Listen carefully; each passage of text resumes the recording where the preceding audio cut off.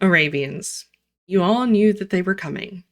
They're an incredibly divisive breed for many reasons. Once renowned for their incredible feat of simply being able to survive the Arabian desert, in modern days we see discourse about durability, temperament, and even their signature head. Frankly, it's too wide an array to cover in one video.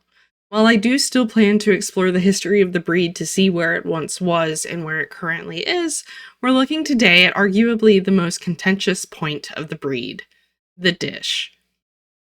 In my research for other videos, I've seen arguments for and against the fine head. There's growing concern among veterinarians that too fine of a head can restrict the ability to breathe and mutate the skull in such a way that it would cause dental problems, which is fair enough. It's a reasonable hypothesis.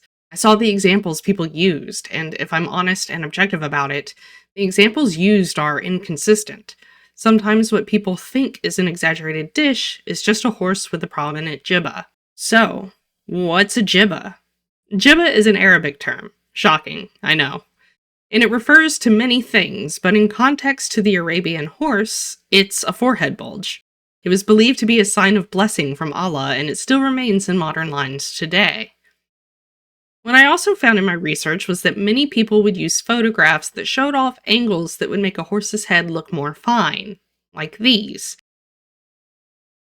Whenever we judge conformation, we shouldn't be using horses at odd angles that are taken purely for aesthetic reasons. Something else I also found is that people were using foals as their evidence. Foals will have naturally finer heads. They're not done growing. Almost every foal will have a little bit of a dish at the very least. Even Cladrubers are often born with straighter profiles. This is El Rey Magnum. I think he's probably about a yearling here at the latest. He does have a fine face, but his jibba is very pronounced.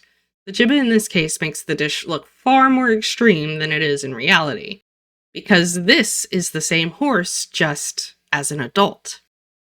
Now, he absolutely has an insane head, but it's still not quite as bad as what people selectively tend to show in their arguments. Interestingly enough, the El Rey Magnum progeny I've seen also do not have as extreme of a head as he does. Then there's this infamous example.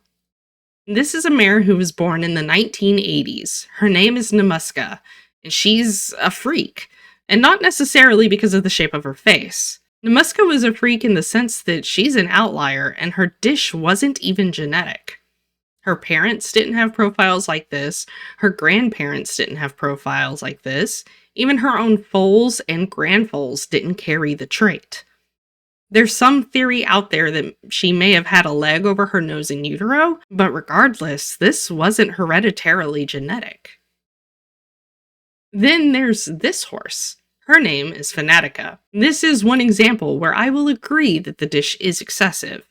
We can acknowledge that she has a prominent jibba, but if you look at the way that her lower jaw is warped, I don't think it's an unfair assessment to say she is a perfect example of what we could start seeing more of. You'll also have a lot of halter Arabian enthusiasts using this photo to make their point that horses with exotic heads can be successful, referencing the gray horse in the back. Here's the problem with that. This horse doesn't have an exotic head. It has a prominent jibba. In fact, I'm pretty sure this horse has more nasal space than the bay, and it certainly has a larger muzzle. The bay just lacks the jibba. So if we take all of these things into consideration, we have to conclude that there's not currently an epidemic of Arabians being produced with detrimentally dished heads. That doesn't mean that the concern is imaginary. It means it hasn't become widespread. And that doesn't mean that there's not trouble on the horizon. Numerous works, from sculptures and paintings to logos, will present Arabians with abnormally small muzzles and extremely dished heads. There are people who will, if they can, work towards this look, consequences be damned. This breed is at a pivotal point in its history, and breeders who want to preserve this breed need to only realize that the horses who are performing utility are more in alignment with how the breed was traditionally described, with a straight or slightly concave profile.